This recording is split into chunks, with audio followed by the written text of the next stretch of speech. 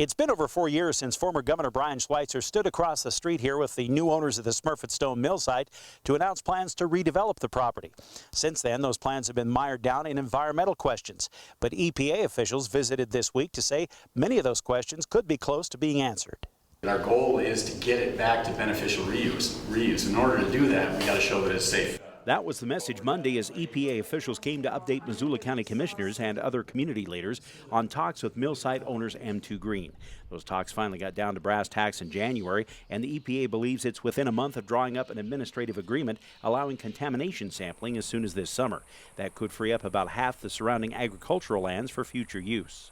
So that we can get those out of the process and they can go off and use those properties right away. And the ones that may have a little more, may have some other issues, may take a little more time to determine what is the appropriate cleanup if it needs cleanup. I don't think this drags on like maybe some other examples that you might be familiar with. But the Clark Fork Coalition and county leaders are equally worried about the integrity of settling ponds along the river, with fears a flood-driven breach could release pollutants downriver.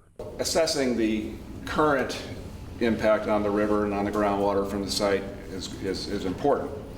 But what happens to that stuff when the flood comes and it gets ripped out? And how do we stabilize it so that it doesn't happen? There really is some optimism that EPA and the state DEQ are working very well with M2 Green, the responsible party, with the community here in Frenchtown to get our hands around this site, understand what the contamination is, which is the starting point.